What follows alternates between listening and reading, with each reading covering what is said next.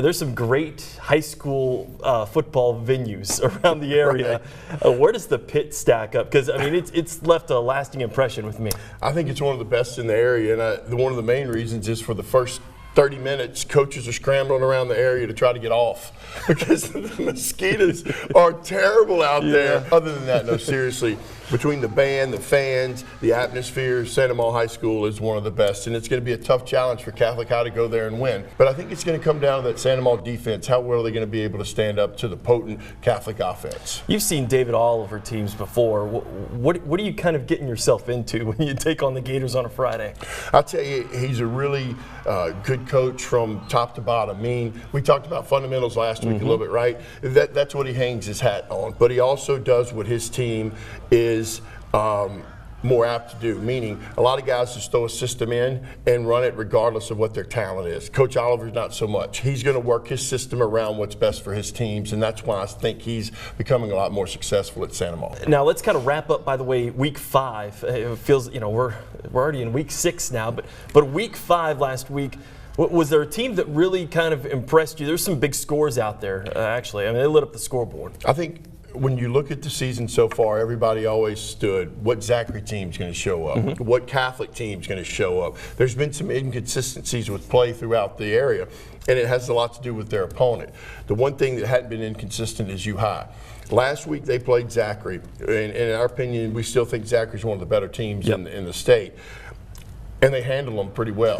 And here's the thing that's impressive is last week John might not have been John Gordon McKernan's best game, but they can do it without him. And that's a compliment to their team. And when they have him going, they're even that much more dangerous. Then you have the defense that, you know, they use tongue a little bit more on offense this week. They've got players galore. And I just keep reminding people, 19 of 22 underclassmen. This team is well coached, is very disciplined on the defense, and Coach Chad Mahaffey on the offense takes what the defense is going to give you.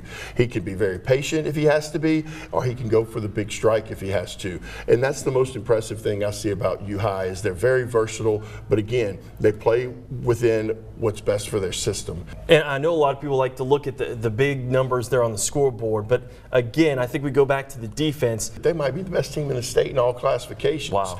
And that's kind of crazy to say, but who else are you going to put up there to challenge them?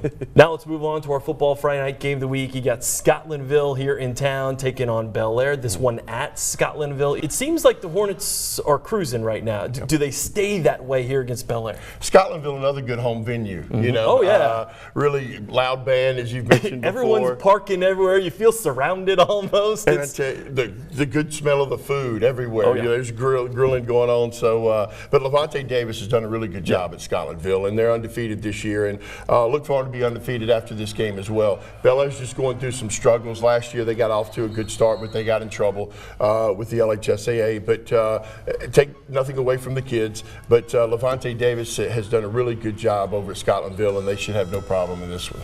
I think maybe one of the most competitive games this weekend will be EA, East Ascension, at Dutchtown.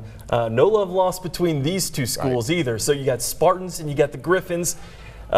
This one really should be a battle. How do you kind of see it playing out? You know, EA is, we've thought from the very get-go that EA was going to be very good. And they're 4-1. Whereas I think Dutchtown's kind of in a surprise spot of being 3-2 at this point. I don't know if they thought that they could go to Lutcher and win last week. That means the majority of the predictors. Let's talk about hometown crowds again. Yeah. You know, the Dutchtown crowd has been so finicky through the years. And if they get there early and they're loud, because the EA fans will be, I think that's going to give their team a chance. And I think it means everything in the world from a staff standpoint and from a player standpoint. When you look up in the stands at 6:15 and you see it packed, that lets you know, that kind of gets your juices going a little bit and gets you excited about playing. If the Dutchtown fans can get there and do that, it's going to make a big difference for their team.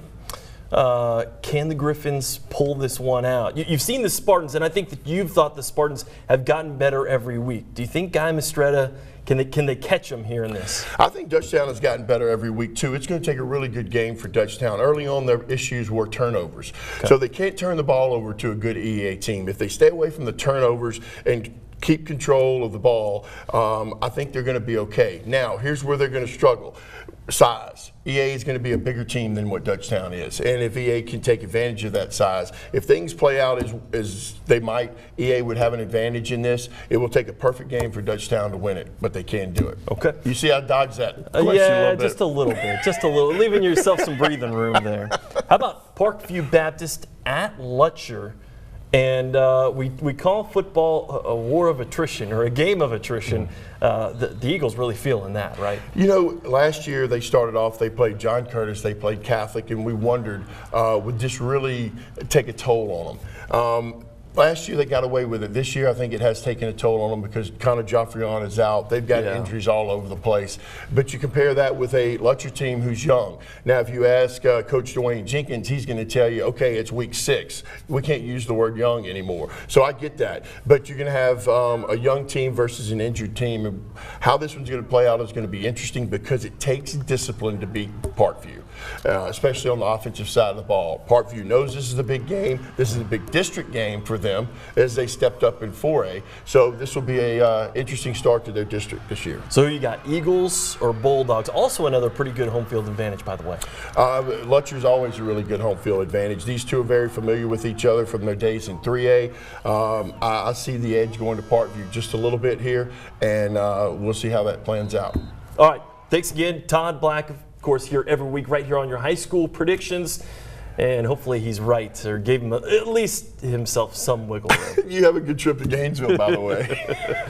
I'm glad that's you, not me. I know. I know you are. I know. All right, let me just go make sure. I mean, we can keep the mics on or whatever, but I just want to make sure that it recorded right. All right. I'm the one responsible.